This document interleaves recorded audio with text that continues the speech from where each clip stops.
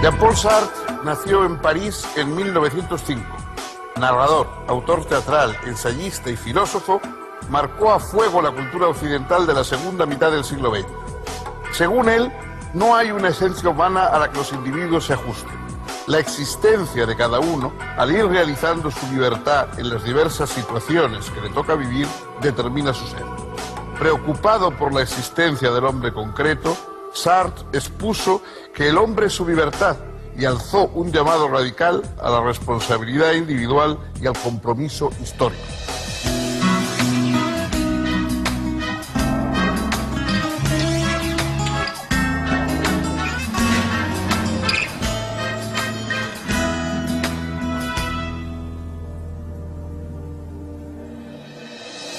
Amigas, amigos, ¿cómo les va?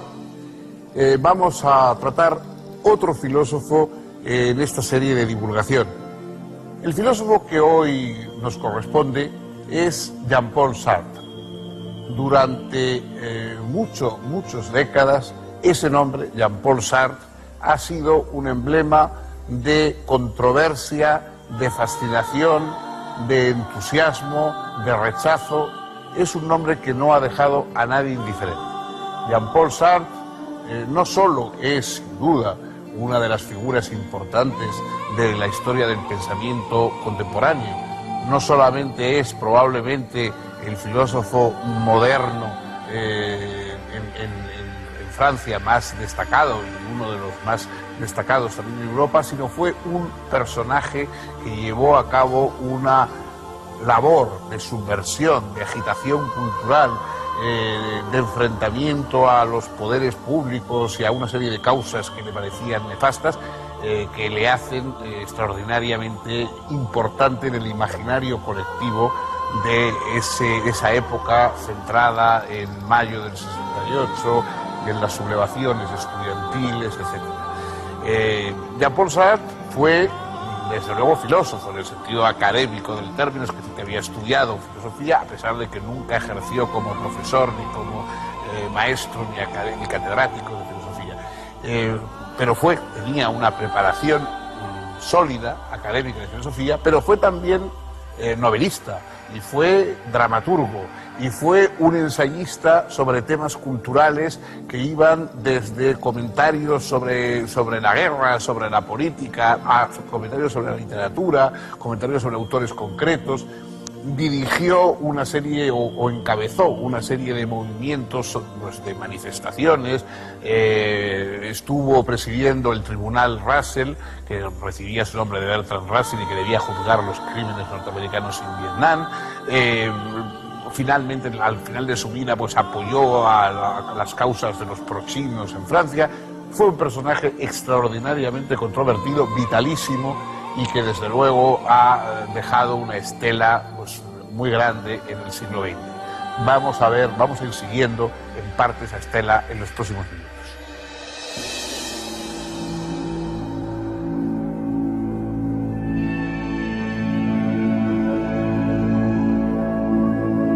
El padre de Sartre falleció cuando él tenía apenas 2 años.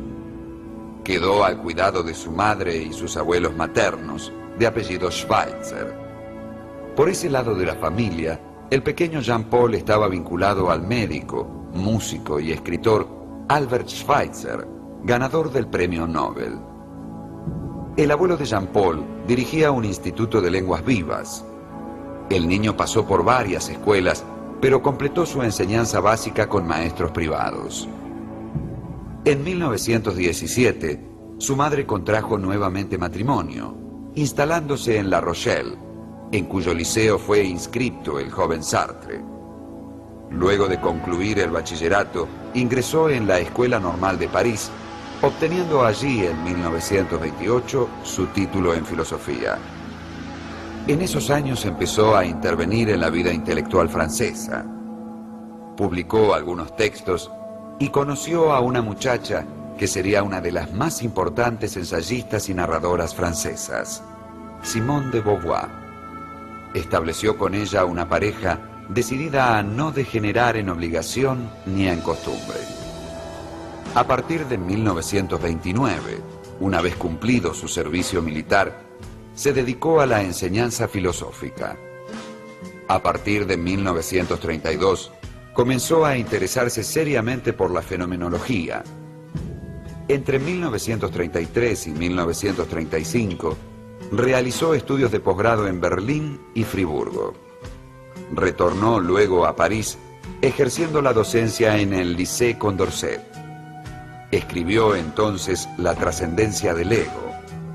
En 1936 publicó La imaginación y en 1938 su primera novela, La náusea, con gran éxito. En 1939 dio a conocer también un volumen de cuentos, El muro, y un ensayo filosófico, El bosquejo de una teoría de las emociones. Al declararse la Segunda Guerra Mundial, fue inmediatamente movilizado. Sartre había hecho su servicio militar en la unidad de meteorología. Prestó ahora servicio en esa misma unidad, en Nancy, pero en junio de 1940 fue hecho prisionero y trasladado a Alemania. En el campo de prisioneros releyó El ser y tiempo de Heidegger. Las notas de esa lectura serían el germen de El ser y la nada. En 1941 fue liberado y volvió a su cátedra de filosofía en el Liceo Pasteur. Participó entonces, aunque solo intelectualmente, de la resistencia. Hasta la liberación de París, en agosto de 1944, militó en el grupo Socialismo y Revolución y sostuvo la necesidad de un frente común antinazi. En esos años publicó un ensayo, Lo imaginario, los dos primeros volúmenes de una novela, Los caminos de la libertad, cuyo tercer tomo recién aparecería en 1949, y un par de obras teatrales, Las moscas y A puerta cerrada. También un denso y voluminoso tratado titulado El ser y la nada, ensayo de ontología fenomenológica. Ese tratado, que apareció en 1943, generaría, junto con sus dos novelas y las obras teatrales escritas hasta entonces, un movimiento que presidiría la vida intelectual de los años siguientes, el existencialismo.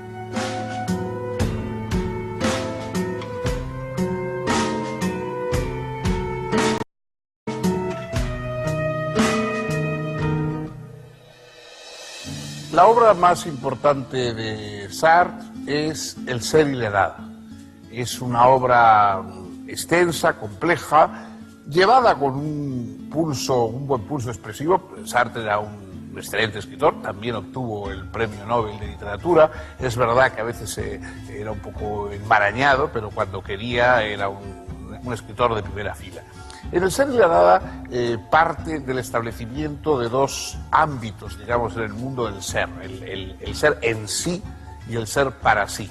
El ser en sí es una especie de magma sin fisuras, sólido, es el ser en el que no ha penetrado, digamos, la reflexión y la separación que la conciencia introduce. El ser en sí es la materia, el ser en sí es lo inerte, lo mecánico, y el ser para sí es precisamente allí donde la conciencia funciona. La conciencia funciona por aniquilación de contenidos. La conciencia funciona proyectando, digamos, una luz y diciendo esto no soy yo, y de alguna manera creando entonces la aniquilación sucesiva de contenidos. El ser en sí es el ser de lo que hay, de lo dado. El ser para sí es el ser característico del ser humano, de la conciencia humana.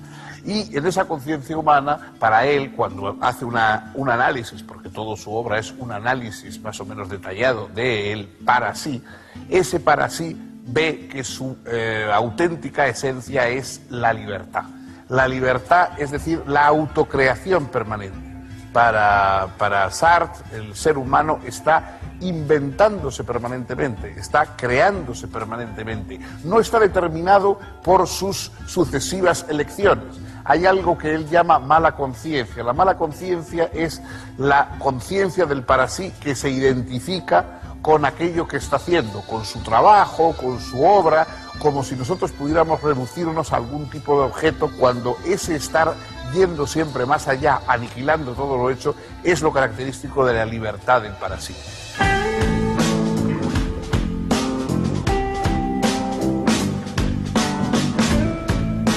El ser y la nada supone un diálogo profundo y crítico con la tradición filosófica, desde Descartes hasta Heidegger, pasando por Hegel y Husserl. Explica allí Sartre que la conciencia, como ya lo había mostrado Husserl, es siempre conciencia de alguna cosa.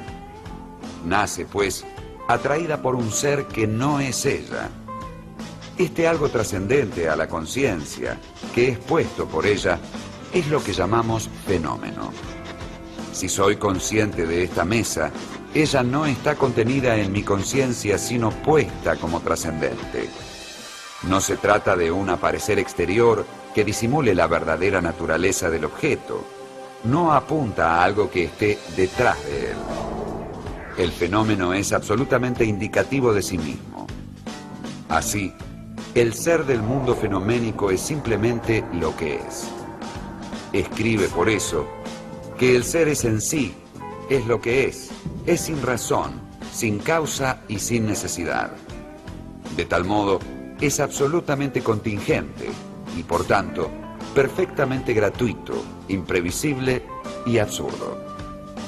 El ser en sí es la total inmediatez de las cosas consigo mismas. Y si la conciencia es conciencia del ser, ha de ser distinta del ser. El ser en sí es denso, pleno, macizo, idéntico a sí mismo. La conciencia es distanciamiento o separación respecto del ser. De suyo es no ser. Con ello, Sartre rechaza toda sustancialización de la conciencia. La conciencia no es una cosa, sino pura espontaneidad, temporalidad y libertad. De hecho, el ser del hombre consiste en la libertad, que, en tanto nada de ser, no puede conocerse ni definirse. Una definición de algo es su esencia, pero en el hombre no hay una esencia a la que los individuos fácticos se ajusten. Más bien, la existencia de cada uno, al ir realizando su libertad en las diversas situaciones que le toca vivir, determina lo que es.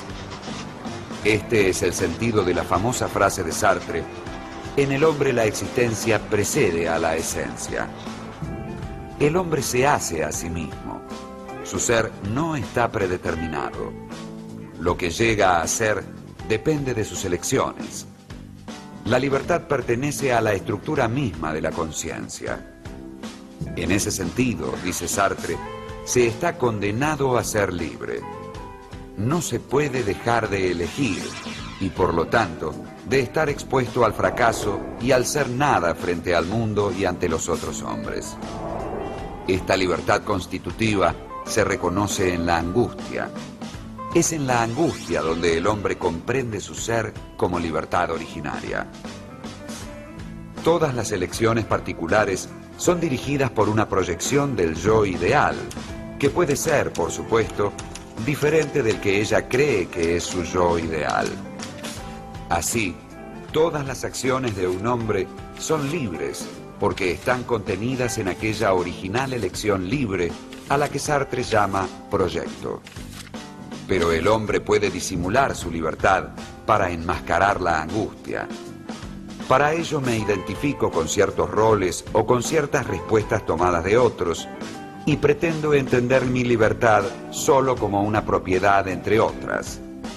Digo que no puedo hacer esto o aquello, cuando en verdad debería decir que elijo no hacerlo. Esta es la estructura de lo que Sartre llama mala fe. Por otra parte, al analizar la temporalidad, Sartre señala que el hombre huye del ser que fue hacia el ser que será. Huye, pues, del ser hacia el ser. Pero esta huida del hombre solo acaba en la muerte, que es la imposibilidad de todas sus posibilidades.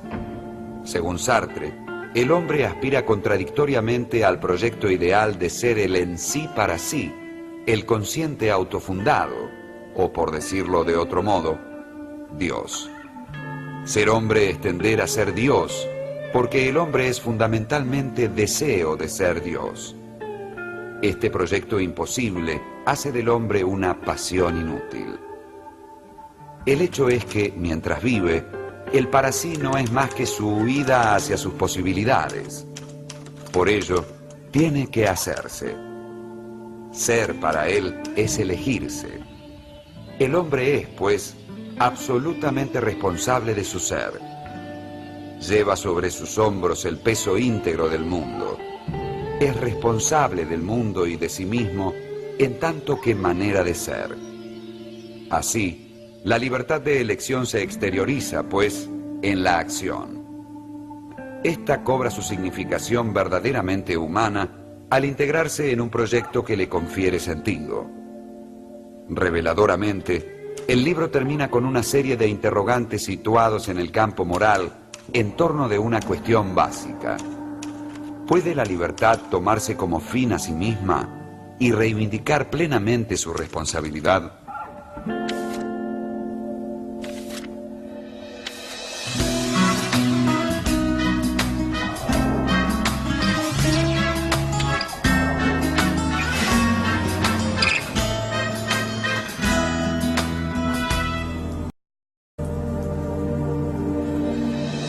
Según fue avanzando a lo largo del tiempo, la obra de Jean-Paul Sartre se fue preocupando más y más existencialmente del ser humano. Él es autor, a diferencia de otros como el propio Unamuno, como Heidegger, que se resisten a la etiqueta de existencialistas.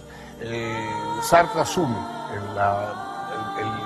que le llamen existencialista, incluso escribe un libro que se llama El existencialismo es un humanismo, en que reivindica una dimensión humanista del existencialismo frente al pensamiento de Heidegger, que contestó con una carta sobre el humanismo fulminando, digamos, las ideas de Sartre.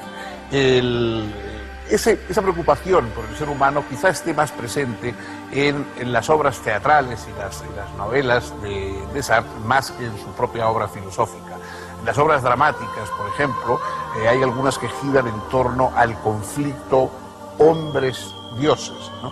Para Sartre, la idea de un dios es contradictoria, porque un dios sería a la vez en sí y para sí, carecería de fisuras y tendría esa solidez eterna de lo dado materialmente, y a la vez tendría conciencia, lo cual es contradictorio. Entonces, Dios es una figura contradictoria, pero le sirve a Sartre para estudiar en algunas obras dramáticas, por ejemplo, Las moscas, El diablo y el buen Dios, etcétera, ese confrontamiento del hombre con ese otro en sí que también sería para sí, que es la divinidad, por inventada que esté.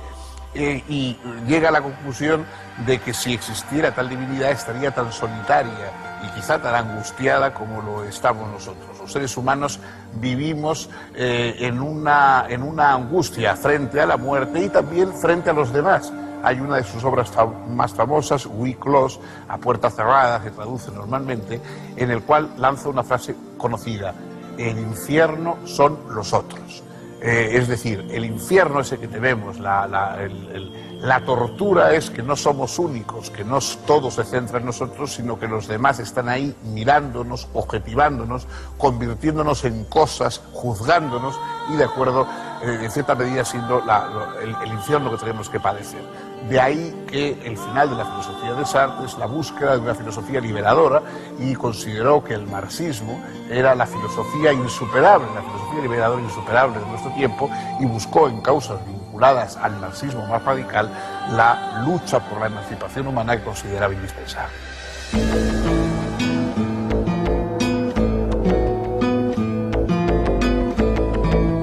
En 1945, Sartre y su amigo, el filósofo Maurice Merleau-Ponty, fundaron Le Temps Moderne, una de las revistas más importantes de la posguerra. Sartre decidió abandonar la actividad docente y vivir de su trabajo como escritor. En ese año pronunció también su célebre conferencia El existencialismo es un humanismo. En ella defendió la necesidad del compromiso histórico más allá de toda ilusión, porque, según expresó entonces, no es necesario tener esperanzas para obrar.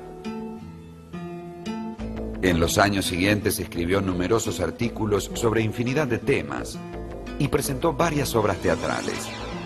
También dio a conocer importantes trabajos teóricos, entre los que deben mencionarse Baudelaire, Saint-Genet, comediante y mártir, cuestiones de método, materialismo y revolución, qué es la literatura y en especial la crítica de la razón dialéctica, obra que intentó realizar la síntesis de existencialismo y marxismo. Sartre se había acercado al Partido Comunista durante la década del 50, pero se apartó de él en 1956 a causa de la invasión soviética a Hungría. En esa época escribió El fantasma de Stalin. No obstante, se siguió sintiendo cercano al marxismo. En 1964 se le concedió el Premio Nobel de Literatura, que rechazó por considerarlo un reconocimiento burgués. En cambio, en 1967, aceptó asumir la presidencia del Tribunal Russell, constituido en Estocolmo para juzgar los crímenes de guerra estadounidenses en Corea y Vietnam. A partir de los sucesos de mayo de 1968, Sartre defendió la necesidad de una organización a la izquierda del Partido Comunista. Se vinculó de ahí en más a grupos de extrema izquierda. Comenzó a ser tildado de utópico. En alguna ocasión se definió curiosamente como maoísta libertario. Publicó aún Las Palabras y los 3 volúmenes de El idiota de la familia, además de numerosos artículos. Después se vio obligado a detener su actividad por razones de salud. Sartre estaba ciego de un ojo desde los 3 años. Ahora, al sufrir una hemorragia detrás del ojo sano, quedó imposibilitado de leer o escribir. En adelante, su obra será solo oral, entrevistas, alocuciones públicas, diálogos, declaraciones. A su lado siempre estaría su amiga y compañera Simone de Beauvoir. Víctima de un edema pulmonar, Jean-Paul Sartre murió en París el 15 de abril de 1980. Más de 20.000 personas formaron parte del cortejo fúnebre. Su figura dominó la segunda mitad del siglo XX como la de un pensador y escritor insobornable en la afirmación de la libertad y en la exigencia del compromiso.